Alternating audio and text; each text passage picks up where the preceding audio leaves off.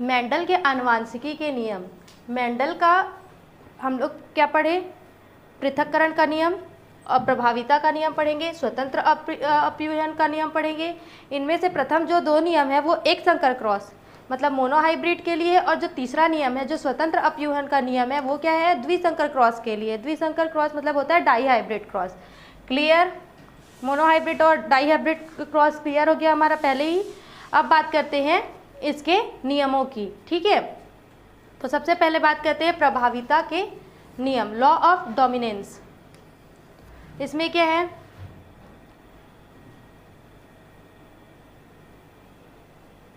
इसमें क्या होता है? जब दो भिन्न विपर्यायी लक्षणों वाले, जिसमें जो कारक होते हैं, जीन्स जो होते हैं वो अलग अलग होते हैं, उनके बीच, जनकों के बीच जब संकरण कराया जाता है तो F1 जो संतति होता है, F1 संतति के जो पौधे होते हैं उसमें जो लक्षण होते हैं उसमें एक ही लक्षण दिखाई देते हैं। वो तो हमको पता है, दो लक्षण आएंगे तो उसमें से क्या होगा? एक लक्षण दिखाई देगा। क्लियर? तो जो एक लक्षण होता है जो दिखाई देता है और जो दूसरा लक्षण होता है जो दबा हुआ होता है, तो जो लक्षण दिखाई देता है उसको क्या बोलते हैं? प्रभावी लक्षण। उसी से नियम बना है प्रभाविता का नियम। नाम से ही स्पष्ट है कि प्रभाविता का नियम, जो लक्षण प्रभावी होगा, जो लक्षण दिखाई देगा उसको बोलेंगे प्रभावी लक्षण। ठीक है, ये किस में होता है? इसको क्या बोलते हैं? नियम को प्रभाविता का नियम। उदाहरण के लिए क्या लेते हैं हम लोग? टी एक लंबे पौधे का कारक लेते हैं और एक बौने पौधे का जीन्स लेते हैं लक्षण। ठीक है, ये दोनों क्या हो गए? विपर्यायी लक्षण हो गए। दोनों क्या हो गए? अलग अलग हो गए। और दोनों के बीच जब हम लोग संकरण कराते हैं तो संकरण के समय क्या होता है? जब F1 संतति होता है, जो फर्स्ट पेरेंट, जब पहला संतति होता है तो जनक का एक जनक से एक लंबे पौधे का गुण आता है और एक बौने पौधे का लक्षण आता है। कहाँ? संतति में। इसको क्या बोलेंगे? टी और टी। तो इसमें क्या होता है? लंबा होने का गुण होगा, बौनेपन के पर प्रभावी कौन सा गुण होगा? लंबा होने का गुण होगा। ठीक है, इसको क्या बोलते हैं? प्रभाविता का नियम। अब उसके बाद क्या है? पृथक्करण का नियम। दूसरा नियम क्या है? पृथक्करण का नियम। इसमें क्या होता है? इसको युग्मकों की शुद्धता का नियम भी बोल सकते हैं। क्यों बोल सकते हैं युग्मकों की शुद्धता का नियम? जब संकरण होता है, जब संकरण होता है तो पहले जब F1 संतति होता है ना, F1 संतति, F1 जनरेशन होता है तो उसमें क्या होता है? एक लक्षण प्रभावी होता है, फिर दूसरा लक्षण जो होगा वो अप्रभावी होता है। फिर जब उसके दूसरे लक्षणों के साथ, मतलब दूसरे जनक के साथ फिर से उसका संकरण कराया जाता है, तब क्या होता है? तब उसमें से जो युग्मक होते हैं वो फिर से टूट जाते हैं, अलग अलग हो जाते हैं। तो जब उनके टूटते हैं, जब उनके युग्मक टूटते हैं और दूसरे युग्मक के साथ पेयर करते हैं, मतलब जोड़ी बनाते हैं अपने लक्षणों के लिए, तो उसमें क्या होगा? फिर से वो लक्षण जो होंगे अपने अपने लक्षणों के साइड अट्रैक्ट होंगे और अलग अलग लक्षण बनेंगे। 4 लक्षण प्राप्त होते हैं उससे। ठीक है, तो जो 4 लक्षण होते हैं उसमें क्या होता है? जो जीन्स का शुद्धता होता है, जीन्स का शुद्धता मतलब जो जनक में होता है, जो सबसे पहला वाला जो जनक होता है उसका जो शुद्धता होता है वो किस में आता है? F2 जनरेशन में आता है। ठीक है, उसको क्या बोलेंगे? F2 जनरेशन में जो शुद्धता आएगा उसको बोलते हैं, उसी को बोलते हैं पृथक्करण का नियम। क्या होता है बताते हैं, देखो। एक लंबे पौधे का एक करण किससे कराए? एक बौने पौधे के साथ, तो इसका युग्मक क्या हो गया? निकल गया। ठीक है, एक ये हो गया, फिर ये क्या हो गया? टी, ये क्या हो गया? F1 generation. अब F1 जनरेशन में क्या करते हैं? एक F1 जनरेशन में फिर से विपर्यायी लक्षणों वाले गुणों के साथ, युग्मकों के साथ क्या कराते हैं? संकरण कराते हैं। ठीक है, तो क्या होता है? ये फिर से अपने युग्मकों में टूट गया और ये फिर से युग्मकों में टूटने के बाद क्या होगा?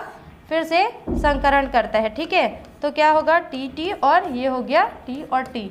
तो इससे क्या हो गया? जो F2 जनरेशन है ये क्या हो गया? ये सेम हो गया किसके? F1 जनक के F1 संतति के जनक के समान। इसको क्या बोलते हैं? इसको क्या बोलेंगे? पृथक्करण का नियम। क्योंकि पृथक हुआ इसलिए पृथक्करण का नियम भी बोल सकते हैं। और युग्मकों की शुद्धता क्यों बोलेंगे? युग्मकों की शुद्धता क्योंकि ये जो युग्मक है ना, कौन से युग्मक? ये जो युग्मक हैं वो अपने जनक के समान ही लक्षण वाले होंगे, इसलिए क्या बोलेंगे इसको? युग्मकों की शुद्धता का नियम।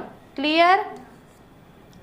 इसमें क्या होता है? जो अप्रभावी गुण पहले F1 में जो लुप्त हो जाता है वो क्या होता है? F2 जनरेशन में फिर से सक्रिय हो जाता है। ओके, अब बात करते हैं स्वतंत्र अपयूहन का नियम।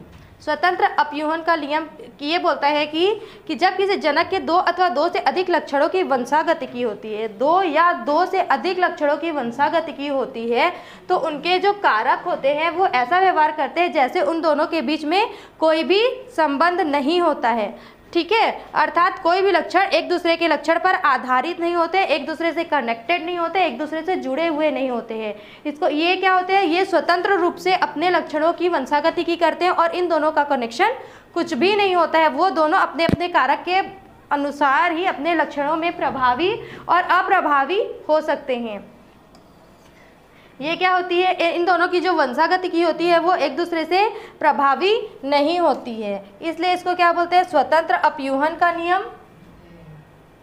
मेंडल के नियमों का जैविक महत्व। मेंडल के नियमों का जैविक महत्व क्या क्या है, इसकी बात करते हैं। मेंडल के नियमों का उपयोग पादप एवं जंतु प्रजनन में होता है। इससे क्या होता है, इसके जनको मेंडल के नियम जो होते, मेंडल ने जो नियम दिया है उसमें क्या होता है, पादप मतलब पौधों का जितना जनरेशन है, जितने भी जनरेशन है उसके बारे में किसे प्राप्त, उसके जनक, उनकी संतति, उनमें होने वाले लक्षणों, उनके आनुवांशिकता, उनकी वंशागतिकी का जो पूरा अध्ययन है हम किससे करेंगे, मेंडल के नियम के अनुसार। ये किस में भी उपयोगी होता है, जंतु में भी होता है।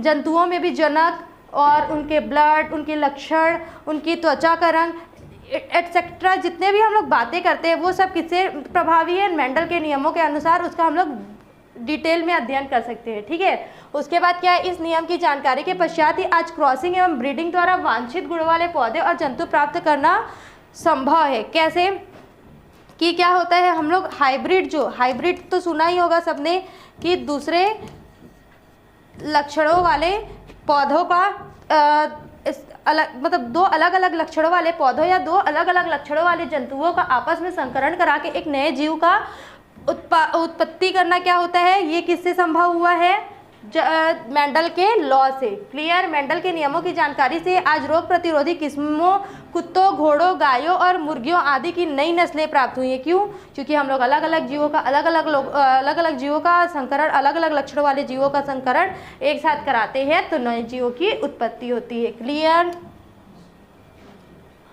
अब मेंडल के नियम में जो आपत्ति थी, क्या थी मेंडल के नियम में आपत्ति, उसकी बात करते हैं। मेंडल के बाद विभिन्न वैज्ञानिकों द्वारा किए गए शोध के परिणामों से स्पष्ट हुआ है कि स्वतंत्र अपयूहन का नियम उन्हीं कारकों के लिए सही है जो भिन्न गुणसूत्रों पर उपस्थित होते हैं। ठीक है, इसके अलावा एक ही गुणसूत्र के दूरस्थ बिंदुओं, अच्छा गुणसूत्र तो बड़ा होता है ना भाई, ऐसा गुणसूत्र का हम लोग क्या करेंगे, अध्ययन करेंगे पूरा आगे। ठीक है, इस चैप्टर में आगे ही। तो इसमें क्या होता है, अलग अलग यहाँ पे एक जीन्स होता है, एक यहाँ पे जीन्स होगा, एक यहाँ जीन्स होगा, एक यहाँ जीन्स होगा, चारों का जो डिस्टेंस है वो अलग अलग होता है।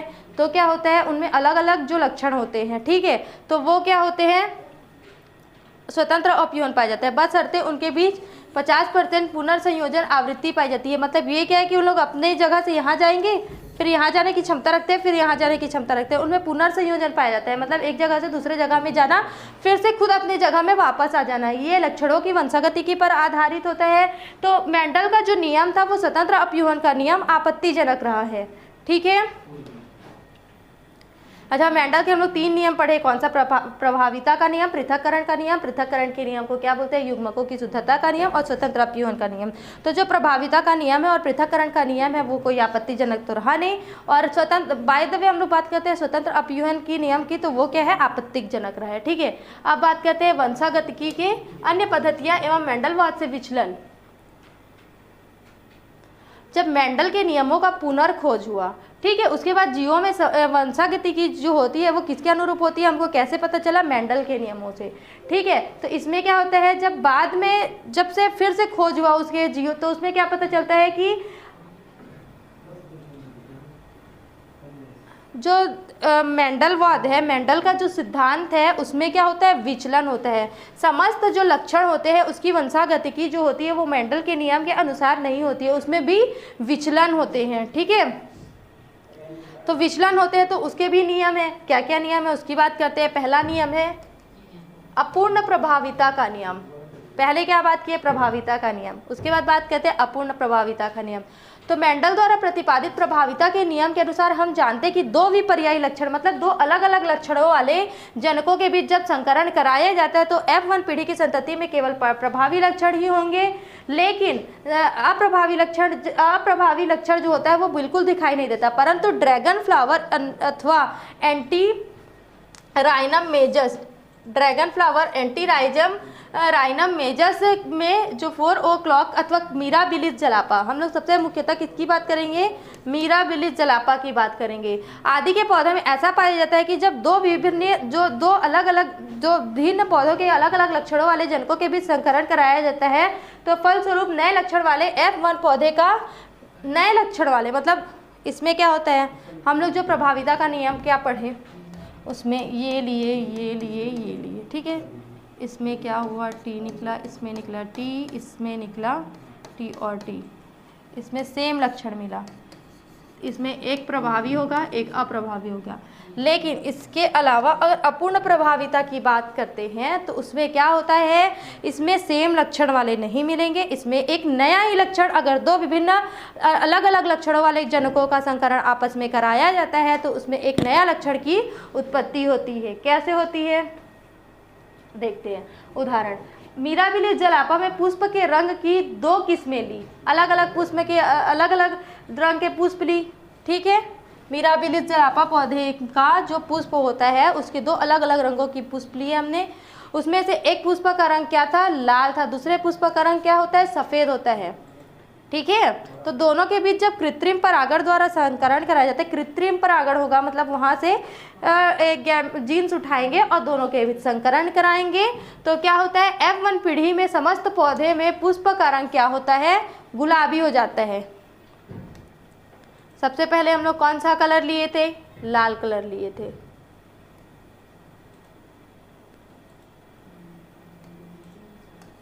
लाल कलर का पौधा पुष्प लिए, ठीक है।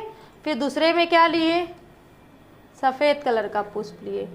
अब क्या किए, दोनों के बीच संकरण कराए, संकरण कराने से कौन से कलर का पौधे प्राप्त हुआ पता चलता है हमको, गुलाबी कलर का।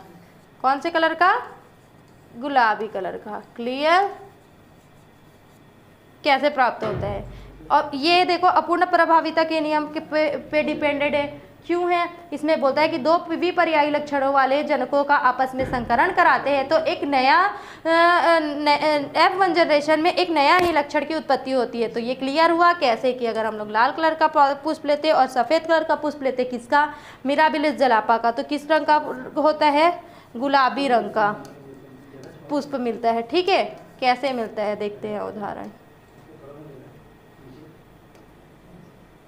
ये हो गया रेड कलर का फूल जिसको बोलेंगे हम लोग RR, इसको बोलते हैं वाइट RR, तो ये किसका होगा, RR कलर का, ठीक है। फिर क्या होता है, जब ये तो हो गया F1 जनरेशन की बात, ठीक है। अब इसमें क्या बात, फिर से हम लोग देखते हैं कि एक रेड कलर का फूल लेते हैं, फिर एक पिंक कलर का फूल लेते हैं, तो क्या प्राप्त होता है हमको, एक वाइट कलर का। जब F2 जनरेशन में रेड कलर के साथ किसका, पिंक कलर के फ्लावर का बात करते हैं तो किस रंग का फ्लावर प्राप्त होता है, वाइट कलर का। तो जो ये वाइट कलर होता है ये तो प्रभावी लक्षण में गिनती आ गया क्योंकि ये जनक अपने जनक के समान है, और ये जो पिंक कलर है वो क्या हो गया, ये जो हो गया, ये जो पिंक है वो क्या हो गया, नया लक्षण हो गया।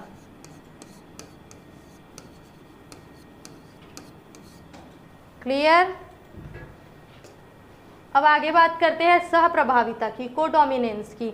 इस प्रकार नॉन मेंडलियन वंशागतिकी, मतलब ये मेंडलवॉथ से अलग होता है, ये मेंडलवॉथ के विचलन से निकला है। इसमें क्या होता है, नॉन मेंडेलियन वंशागतिकी में एक जोड़ी विपर्याय लक्षण जो होते हैं वो प्रभावी तथा अप्रभावी के रूप में नहीं होते हैं। विपर्याय लक्षण मतलब अलग अलग लक्षण जो होते हैं वो एक में प्रभावी या अप्रभावी नहीं हो सकते हैं, बल्कि दोनों ही अपने प्रभाव F1 जनरेशन में अभिव्यक्त करते हैं। अर्थात जो इसका हेट्रोजाइगस होता है, मतलब विषम युग्मजीय अवस्था होता है, में दोनों में एलिल्स जो होते हैं अपना प्रभावी लक्षण दिखाता है, शो करता है, प्रदर्शित करता है। ठीक है, इसमें क्या होता है, पहले या तो हम लोग जब पहले बात किए थे प्रभाविता के लक्षण की तो एक लक्षण प्रभावी हो रहा था, जब हम लोग अप्रभाविता के लक्षण की बात किए तो एक नया लक्षण उत्पत्ति हुआ। लेकिन अब बात करते हैं सप्रभाविता की, तो इसमें क्या होता है, दोनों जो होते हैं, दोनों जनक जो होते हैं वो अपने अपने लक्षणों को समान रूप से एक साथ प्रदर्शित करते हैं।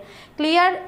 इसमें उदाहरण की बात करते हैं, जब लाल रंग वाले पशु की बात करेंगे, एक लाल रंग का पशु ले लिए, ठीक है, एक सफ़ेद रंग का पशु ले लिए, तो इन दोनों के बीच जब संकरण कराते हैं तो क्या होता है, F1 जनरेशन में चितकबरा रंग का पशु प्राप्त होता है। ठीक है, चितकबरे रंग का पशु प्राप्त होता है, मतलब लाल और सफ़ेद के मिक्स का। क्लियर। ऐसे चितकबरे रंग का जिसमें दोनों लक्षण अपना समान रूप से प्रदर्शित करते हैं F1 जनरेशन में। ये बात कर रहे हैं F1 जनरेशन की। क्लियर। उसके बाद क्या होता है, इनकी जो त्वचा होती है, त्वचा उसमें लाल और सफ़ेद दोनों रंग समान रूप से प्रभावी होते हैं, मतलब प्रदर्शित होते हैं। इसके बाद बात करते हैं, उदाहरण देखते हैं। ठीक है, हम लोग क्या किए, एक लाल रंग का पशु ले लिए, एक सफ़ेद रंग का ले लिए। इससे क्या हो गया, F1 जनरेशन में एक चितकबरा पशु प्राप्त हुआ। ठीक है, इसको रॉन बोलते हैं। क्या बोलते हैं इसको, रॉन, चितकबरा। फिर इस चितकबरा के साथ संकरण कराने पर कैसे प्राप्त होगा, अलग अलग प्राप्त होंगे ना। एक लाल कलर का पशु शुद्ध रूप से प्राप्त होता है, इसको बोलेंगे शुद्धता का नियम, युग्मक शुद्धता का नियम। दो जो होंगे वो क्या होंगे, चितकबरे होंगे, इनकी संख्या क्या होगी, इनकी जो होगी प्रतिशत होगी, ये 50% होगी। और एक शुद्ध क्या होगा, वाइट कलर का पशु प्राप्त होगा F2 जनरेशन में। ठीक है, ये क्या होता है, ये भी शुद्ध होता है, तो इसका अनुपात क्या होगा, 2:1, 1:2:1। इसका अनुपात, इस अनुपात में पशु F2 जनरेशन में प्राप्त होते हैं। ठीक है, और इसमें क्या होगा, 50%, 25% और 25% का अनुपात में पशु प्राप्त होंगे। क्लियर। अब बात करते हैं अपूर्ण प्रभाविता और सहप्रभाविता में अंतर की। अपूर्ण प्रभाविता, इसमें क्या होता है, एलिलोमार्फिक जीन परस्पर क्रिया करके संकर जीव बनाते हैं। ठीक है, जिसमें दोनों लक्षणों के जो समान होकर एक नया लक्षण देते हैं। और सप्रभाविता क्या होता है, इसमें दोनों लक्षण साथ में एक समान लक्षण को एक जनरेशन में, F1 जनरेशन में प्रदर्शित करते हैं। क्लियर। अब पढ़ेंगे बहुविकल्पिता तथा रक्त समूह की वंशागतिकी। जीवों में रक्त समूहों की भी वंशागतिकी होती है। रक्त के कारण ही जो क्या होता है, लक्षण जो होता है वो एक पीढ़ी से दूसरे पीढ़ी में वंशागत होते हैं। ठीक है, उसकी बात करते हैं। मेंडल ने आनुवांशिकता के नियमों की व्याख्या करने के लिए प्रस्तावित किया था कि प्रत्येक लक्षण का निर्धारण करने वाले जो कारक होते हैं वो कितने रूप में पाए जाते हैं, 2 रूप में पाए जाते हैं, या फिर पेयर में, जोड़ी में पाए जाते हैं। ठीक है, परंतु बाद में यह ज्ञात हुआ कि किसी लक्षण के लिए कभी कभी 2 से अधिक एलिल्स भी होते हैं। जब मेंडल सबसे शुरू में एलिल्स के बारे में, कारक या जीन के बारे में बताया था, तो वो क्या बोला था कि ये पेयर में होते हैं, या तो ये सेम लक्षण वाले पेयर होंगे या फिर विपर्यायी लक्षण वाले, विपरीत लक्षण वाले पेयर होंगे। ठीक है, उसके बाद जब आगे हम लोग इस चीज़ का अध्ययन करते गए तो उसमें पता चला कि इसमें कभी कभी जो होता है वो 2 से अधिक एलिल्स पाए जाते हैं। ठीक है, ऐसे एलिल्स को क्या बोलते हैं, मल्टीपल एलिल्स, या इस घटना को क्या बोलते हैं, मल्टीपल एलिलिज्म। ये क्या होता है, स्पेसिफिक होता है, साधारण नहीं होता, ये बहुत कम पाया जाता है लेकिन मिलता है। इसको हिंदी में बोलते हैं बहुविकल्पिता और इंग्लिश में बोलते हैं मल्टीपल एलिल्स। क्लियर। अब इसका उदाहरण देखते हैं हम लोग। मनुष्य के रक्त समूह का निर्धारण करने वाले जो कारक होते हैं वो बहुविकल्पिता या मल्टीपल एलिल्स का अच्छा उदाहरण है। मनुष्य में 4 प्रकार के रक्त समूह होते हैं। हमको पता है कि कौन कौन सा होता है, ए होता है, A+ और माइनस होगा, B+- होगा, AB+- होगा और O+- होगा। ठीक है, इनको निर्धारित करने वाले जो जीन होते हैं वो क्या होते हैं, 3 टाइप के होते हैं। जीन्स कितने प्रकार के होते हैं, रक्त समूहों में 3 टाइप के, IA, IB और I0। इसको ऐसा भी लिख सकते हैं, IA, IB और I0। द्विगुणित होने के कारण एक मनुष्य में क्या होता है, इनमें से कोई 2 एलिल्स पाए जाते हैं। ठीक है, ये कैसे होता है, ये भी पेयर्स में होता है। ये या तो ये दोनों पेयर में होंगे, या ये दोनों पेयर में होंगे, या फिर ये दोनों पेयर में होंगे। लेकिन कभी कभी क्या होता है कि तीनों जो एलील्स होते हैं वो साथ में होते हैं, ये इसी को बोलते हैं बहुविकल्पिता। देखते हैं कैसे। जीनोटाइप की अगर बात करते हैं, अच्छा जीनोटाइप का मतलब क्या होता है, जीन्स में परिवर्तन, ठीक है। और जो फिनोटाइप क्या होता है, लक्षणों में जो वातावरण के कारण अंतर होता है उसको बोलते हैं फिनोटाइप। क्लियर।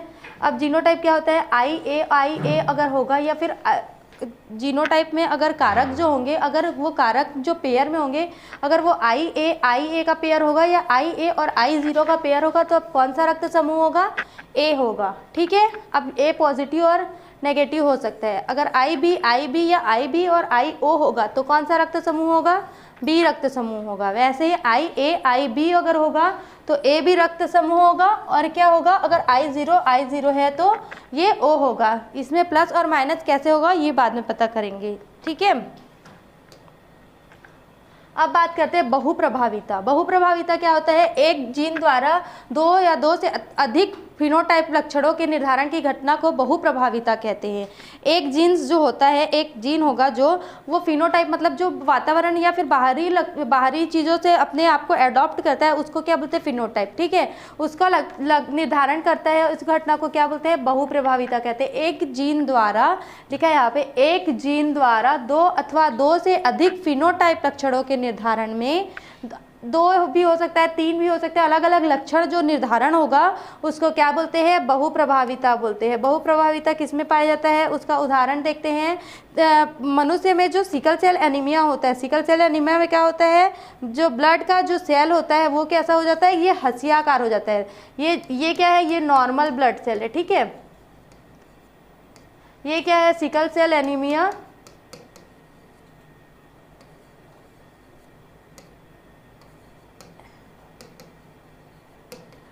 से पीड़ित जो रोगी होता है उसका ब्लड सेल है। तो क्या होता है, हम लोग का जो आरबीसी सेल होता है, आरबीसी जो होता है वो कैसा होता है, गोलाकार होता है ना। और जब जो सिकल सेल एनीमिया पीड़ित जो रोगी होता है उसका ब्लड सेल कैसा हो जाता है, ऐसा हंसियाकार हो जाता है। ये किसका उदाहरण है, बहुप्रभाविता का उदाहरण है। ये कैसे होता है देखते हैं, ठीक है। Heterozygous sickle cell anaemia carrier जो होता है, इसका ये होता है फॉर्मूला HbS। और जो इसका क्या होता है, हेटेरोजाइगस का फिर से दूसरा सेल होगा, इन दोनों के बीच अगर संकरण होता है तो इसके कैसे युग्मक प्राप्त होते हैं, 1 2 3 और 4, इन चारों के युग्मक प्राप्त होते हैं। फिर जब चारों का जो पेयर होता है उसके बाद जो लक्षणों का निर्धारण होता है उसमें क्या होता है, HB जो होगा वो नॉर्मल होगा 25%, HbS और HbS देखो, HbS और HbS का होगा तो ये क्या होगा, कैरियर हो जाता है, ठीक है। वो एक पीढ़ी से दूसरे पीढ़ी में वंशागत होने के लिए कैरियर का काम करता है। और ये क्या होता है, HB और HbS जो होता है इन दोनों का होगा तो क्या बोलेगा, ये भी कैरियर का काम करेगा। ये कितने परसेंट है, 50% होता है, ठीक है। इसके चांसेस कितने होते हैं, 50% के चांसेस होते हैं। उसके बाद HbS जो होगा वो HbS जो होगा कैरियर होगा, die in early life due to sickle cell anaemia. ये क्या होता है, इसमें यहाँ पे लिखा है die in early life due to sickle cell anaemia. जब सिकल सेल एनीमिया होता है किसी रोगी को, किसी पेशेंट को, तो क्या होता है उसमें वो बहुत जल्दी मर जाता है। और ये कितने परसेंट लक्षणों को कैरी करता है, 25% कैरी करता है, ठीक है। तो इसको हम लोग क्या बोलते हैं, 1:2:1 के अनुपात में ये पाया जाता है बहुप्रभाविता का। अब बात करते हैं बहुप्रभाविता के कारण। बहुप्रभाविता का जो कारण होता है वो प्रायः जीन्स के उपापचयी परिपथ पर प्रभावी होता है, ठीक है। उपापचय, मेटाबॉलिक क्या होता है, मेटाबॉलिक जो होता है वो क्या होता है, फिनोटाइप जो लक्षण होते हैं उसको क्या करते हैं, कंट्रोल करते हैं। मेटाबॉलिक लक्षण जो बाहर से अडॉप्ट होता है, जो सिम्टम्स वो क्या होते हैं, वो लक्षण को कंट्रोल करते हैं। तो उपापचय जो प्रभावित होने से ही अनेक दृश्य प्रारूप या फिनोटाइप लक्षण जो होते हैं वो उत्पन्न होते हैं। उपापचय परिपथ में क्या करता है, ये इफेक्ट करता है, प्रभाव करता है। तो उसमें क्या होगा, जो कंट्रोल करने का ताकत रहेगा वो क्या होगा, वो नया लक्षण को पैदा करेगा, ठीक है। इसका उदाहरण क्या हो सकता है, फिनाइलकीटोन्यूरिया जो एक ऑटोसोमल अप्रभावी विकार है, इसमें देखा जा सकता है। फिर एक जीन में गड़बड़ी के कारण उत्पन्न होता है। अगर जीन्स देखो, जब ट्रांसफ़र होते हैं एक पीढ़ी से दूसरे पीढ़ी में जीन्स, तो कभी कभी वो छूट जाते हैं या फिर कुछ हो जाता है या फिर कोई इफेक्ट हो जाता है उस जीन में, या फिर वो किसी दूसरे प्रभाव में आकर दूसरे जगह पे चला जाता है। तो ये क्या होता है, यह जीन एकल जीन उत्परिवर्तन सिंगल चेन म्यूटेशन के कारण एंजाइम फिनाइल एलिल हाइड्रोक्सिलेज का उत्पादन नहीं कर पाती है। जब जीन इस स्थान से इस स्थान पर ट्रांसफ़र हो रही है तो वो कहाँ जा रही है पता नहीं, वो हो सकता है कि वो कहीं छूट गई या फिर कहीं ख़त्म हो गई या फिर वो किसी दूसरे परिपथ में आगे बढ़ गई। तो क्या होता है, एक जीन बच गया, ये तो पेयर में होते हैं ना, तो अब क्या बच गया, एक जीन बच गया जो क्या करता है, एंजाइम फिनाइल एनिलिन हाइड्रोक्सिलेज जो होता है वो उत्पन्न नहीं कर पाता है। ठीक है, तो ये क्या हो सकता है, बहुप्रभाविता का कारण हो सकता है। अब बात करते हैं परिणात्मक आनुवांशिकता या बहुकारकीय आनुवांशिकता की। जब इसकी परिभाषा की अगर बात करते हैं तो क्या है, जब किसी जीव में किसी एक लक्षण की अभिव्यक्ति का नियंत्रण एक से अधिक जीन अथवा कारक की जोड़ी द्वारा होता है तो ऐसे जीन्स को पॉलीजीन्स या मल्टीपल जीन्स कहते हैं। कोई जो जीव है उसमें कितने पेयर जो होंगे कारक होंगे, वो एक पेयर कारक होंगे, एक जोड़ी कारक होगी, तो उसका नियंत्रण किसका होता है, एक से अधिक जीन्स वाला के जैसे एक ही लक्षण, इन ये एक पेयर हो गया, फिर एक पेयर ये हो गया, फिर एक पेयर ये हो गया, तो तीनों एक ही लक्षण को कैरी करते हैं, तीनों एक ही लक्षण को कैरी करेंगे, उसको क्या बोलेंगे,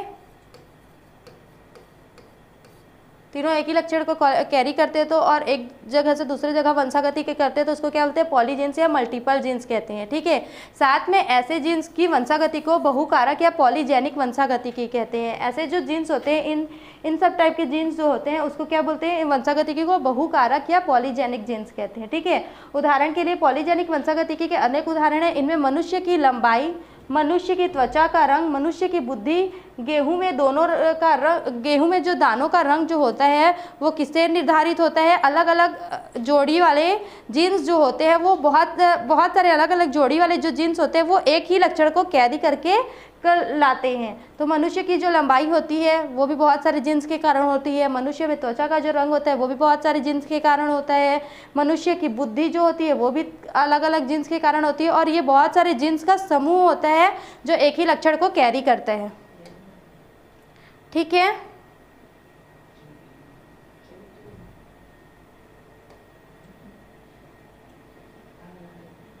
अब बात करते हैं मेंडल वॉच से संबंधित प्रश्नों को हल कैसे करते हैं। ठीक है, सैद्धांतिक एवं प्रायोगिक परीक्षाओं के अलावा अन्य परीक्षाओं में भी मेंडल वॉच से संबंधित प्रश्न पूछे जाते हैं। इन प्रश्नों को आसानी से कैसे हल कर सकते हैं, इसकी पहली बात करते हैं। समयुग्मी जीन्स, इसको क्या बोलते हैं, होमोजाइगस जीन, जो धारण करने वाले पौधे द्वारा एक ही प्रकार के जीनोटाइप वाले गैमिट का निर्माण होता है। जैसे एक ही पौधा है तो टी, इसका गैमिट क्या होगा, टी, इसमें क्या होगा, एक ही प्रकार का होता है। ठीक है, विषम युग्मजी क्या होगा, इसको हेट्रोजाइगस बोलते हैं, हमको पता है। तो ये क्या होगा, इसका युग्मक ये टी है, ये टी है, तो इसका युग्मक क्या होगा, एक टी इसका होगा, एक टी इसका होगा। क्लियर। अब उसके बाद क्या बात करेंगे, मोनोहाइब्रिड क्रॉस। मोनोहाइब्रिड क्रॉस का हम लोग संकरण पढ़े हुए हैं।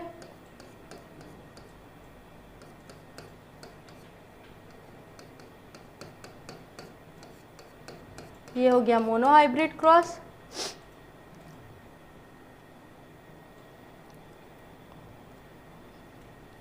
मेंडेलियन प्रश्नों को हल करने के लिए सामान्यतः दो प्रकार की विधियां अपनाई जाती है। पहला क्या है, चेकर बोर्ड विधि, और दूसरा क्या है, द्विशाखा अथवा फोर्क लाइन विधि। ठीक है, इसमें दो टाइप का ही विधि काम करेगा, किसको, संकरण को पूरे हल करने के लिए। तो चेकर बोर्ड विधि क्या है, इसकी बात करते हैं। तो मोनोहाइब्रिड क्रॉस में जो F1 पौधे द्वारा दो ही प्रकार के नर तथा मादा गैमेट्स का निर्माण होता है। जो ये F1 है, F1 जो है इसमें क्या होगा, एक नर हो गया और एक क्या होगा, इसको फिर से संकरण कराएंगे तो एक क्या हो गया, मादा होगा।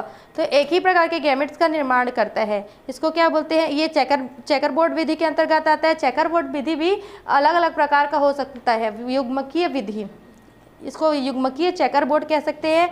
इसमें नर तथा मादा गैमेट जो होते हैं वो दो अक्ष के फिनोटाइप भी लिखा जा सकता है, उसको अलग अलग लिख सकते हैं। जैसे कि यहाँ पे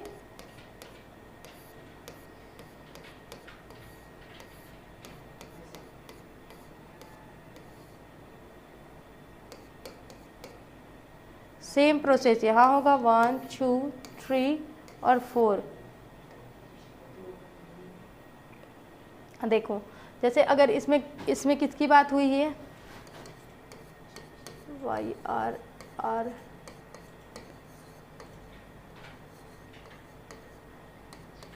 इसका निकला वाई वाई,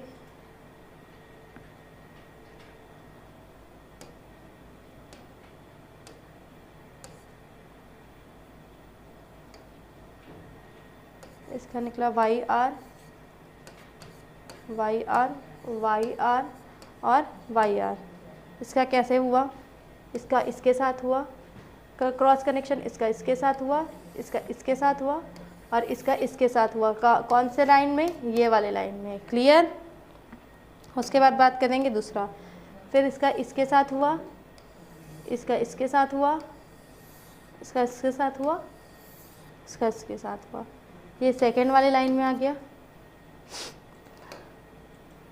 ऐसे ही संकरण होगा उसका, और इसको बोलते हैं चेकर बोर्ड विधि। इस चेकर बोर्ड की जैसा ये बॉक्स बनाते हैं और उसमें क्या होता है, लक्षणों को अलग अलग जिन्स को जो पेयर में होते हैं उसको एक साथ दर्शाते हैं। अब बात करते हैं जीनोटाइपिक चेकर बोर्ड की। जीनोटाइपिक चेकर बोर्ड क्या होता है, जिसमें जीनोटाइप के अनुपात की और जीनोटाइप के अनुपात की हम लोग उसका वैल्यू को इस बॉक्स में भरते हैं। उसको क्या बोलते हैं, वो F2 संतति में होता है। F2 संतति में जितने भी जीनोटाइप अनुपात प्राप्त होते हैं उसको हम लोग एक बार चार्ट में रखते हैं। ठीक है, जैसे अगर ये लोटस और दो लोटस में संकरण कराए हैं तो उसमें जो जीनोटाइपिक अनुपात होता है उन दोनों को कनेक्शन जो होगा उसको कहाँ भरेंगे, इस बोर्ड में भरेंगे। क्लियर। 1 2 3 सेकेंड 1 2 3 4। क्लियर।